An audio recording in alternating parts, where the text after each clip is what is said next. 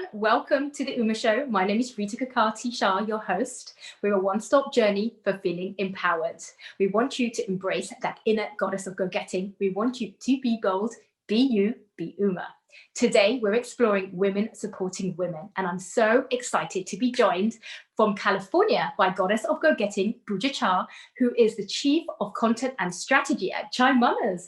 Welcome, Puja. It's so lovely to have you. Thank you. So nice to be here. So tell us about your background and how you grew up.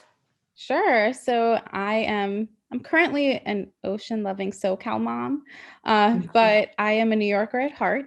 I was born and raised in New York. I grew up in Queens, and then my parents moved. My sister, my whole family, we all lived in a small suburb outside of Queens, outside of New York City. And I spent my whole life there. New York is a big part of my life. After grad school in Boston, I returned back to Brooklyn and to Manhattan, lived in Manhattan, had a lot of fun. Before we came to California, I came here with my fiance and my husband. Part of my journey of life really is unique to New York. I mean, I was only in college when the Twin Towers fell. That had a huge impact on my life. My mom and dad both were in India, and they're immigrants. They moved to New York and went to NYU. I spent a lot of my toddler years on the subway, riding the subway with my mom as she studied for her grad school courses. She became a dentist, and she'd be reading me about like human anatomy while I was sitting there.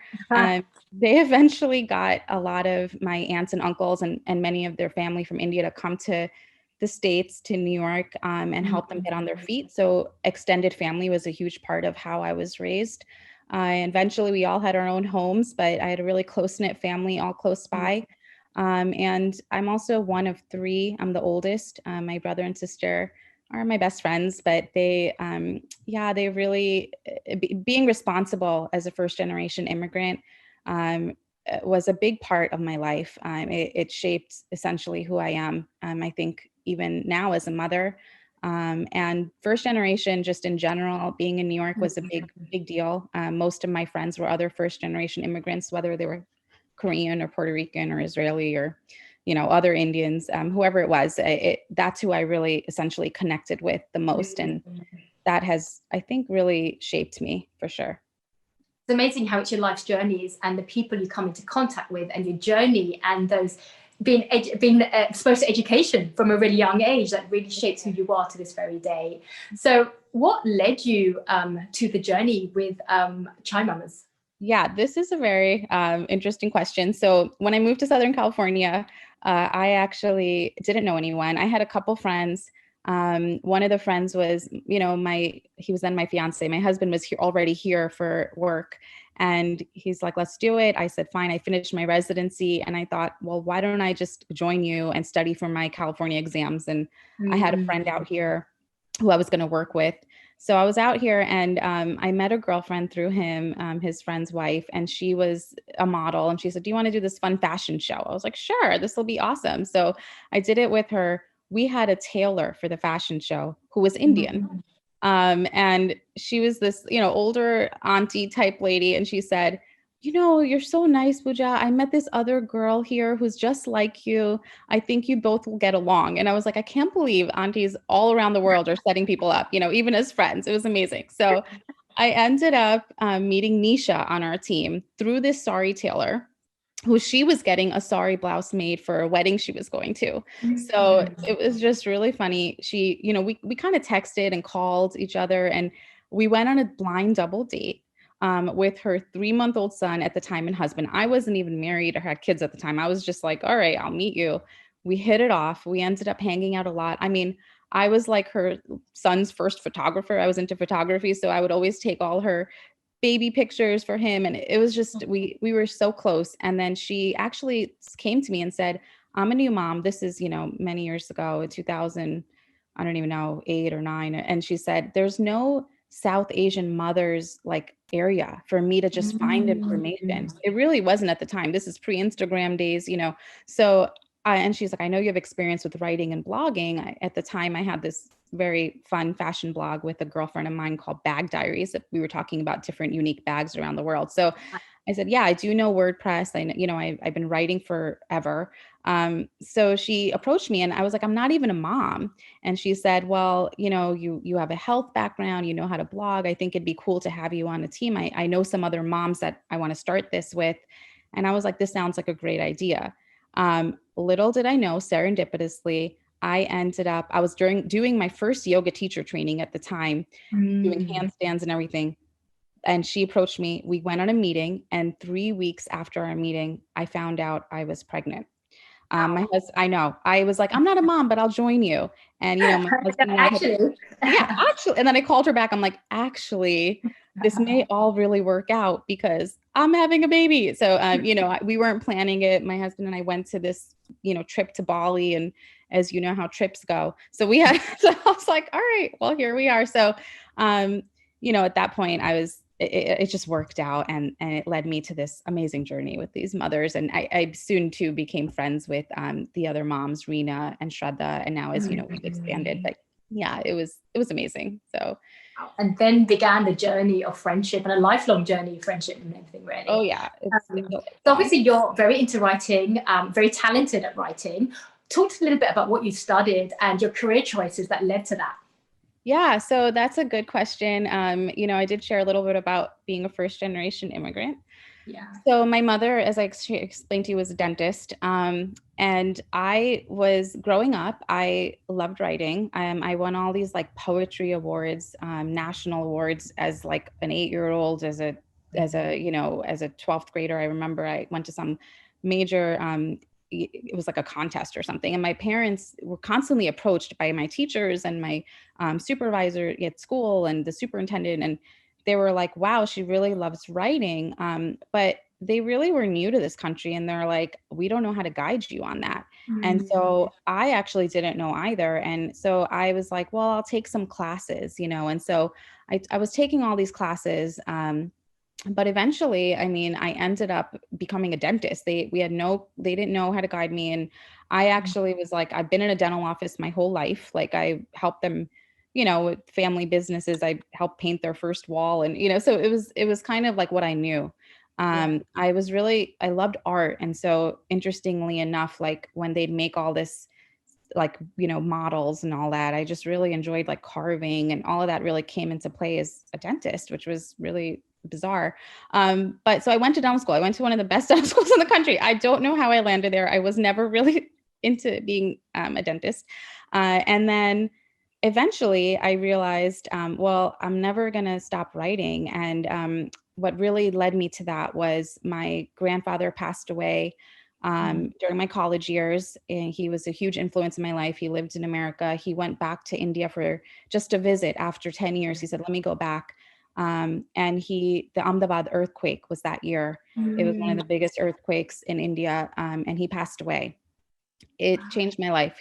Before he left, one day I was talking to my career. I was in college. I'm like, I don't know. I'm thinking of dental school, not sure. And he told me, never stop writing, beta. Like that's, what and so I didn't. I was like, I continued to perform poetry.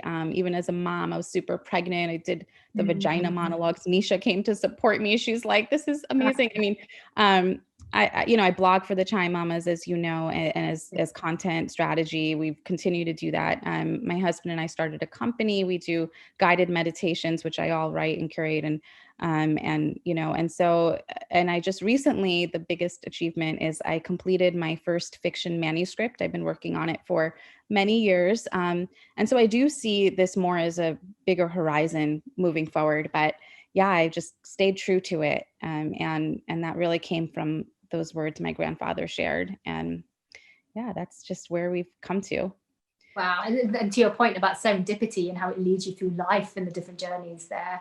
So it sounds like life is full of challenges, and you've obviously had your challenges in life as well. Could you share a personal challenge that you faced and how you overcame it? Sure. So this is definitely the biggest challenge I've ever faced. Shortly, right before I was pregnant with my daughter, which, I was telling you, I was doing my yoga training, all of that. My father became really ill with the number of health challenges he had.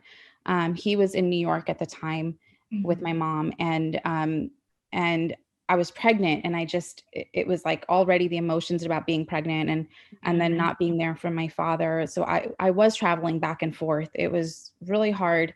Um, and then around the time that was a very rough journey.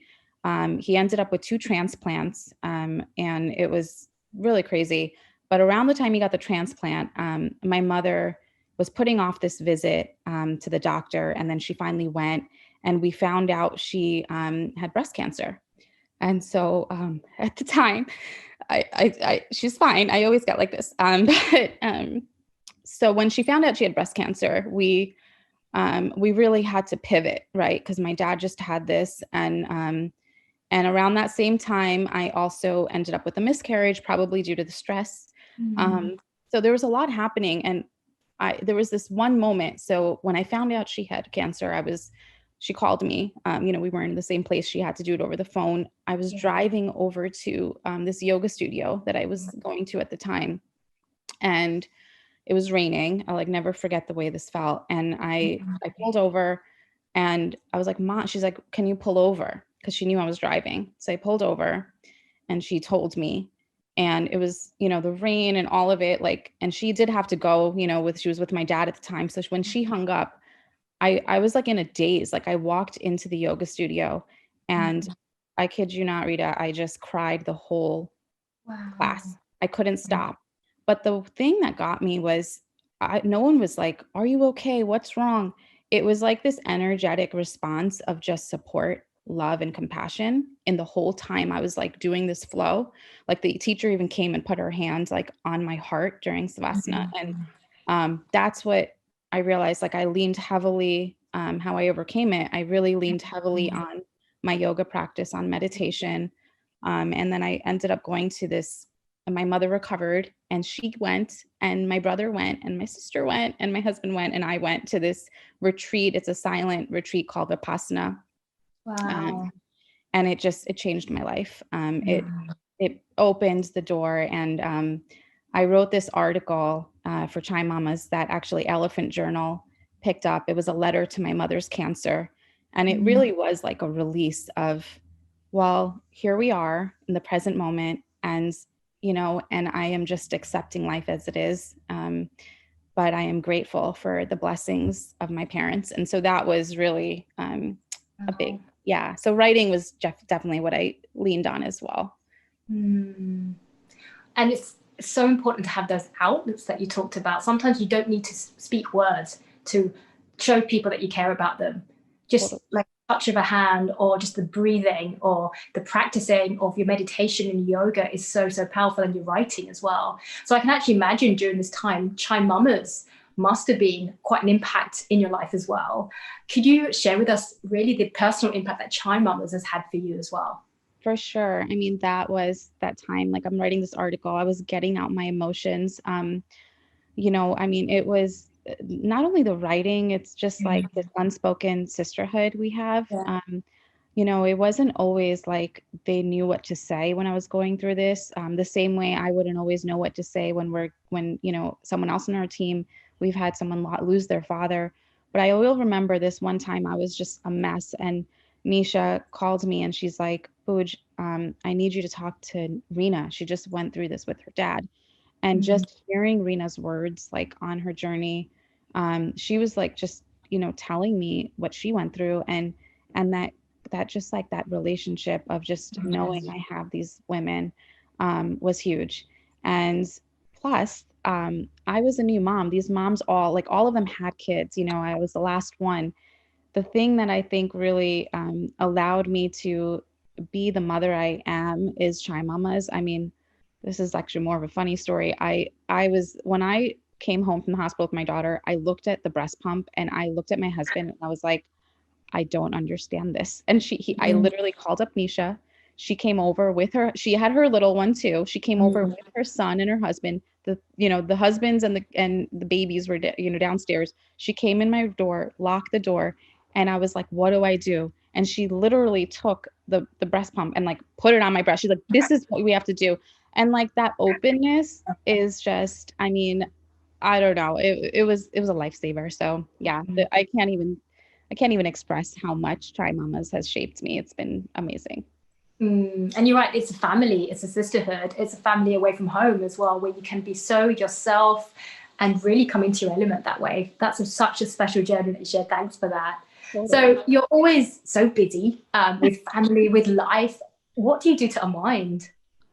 Honestly, I mean, I love reading and I love escaping in books. So my favorite is to just curl up, read a good book. I'm probably I guess you can say the tea connoisseur in the group. I don't really like have any training on it, but I have always been obsessed with tea. So I'll always have like a nice little rose tea or something, and then I'll read a book. Sometimes I'll put on a face mask. And to me, that's like my it's just like my everything. I'm like, I need that sometimes, so that's how I unwind.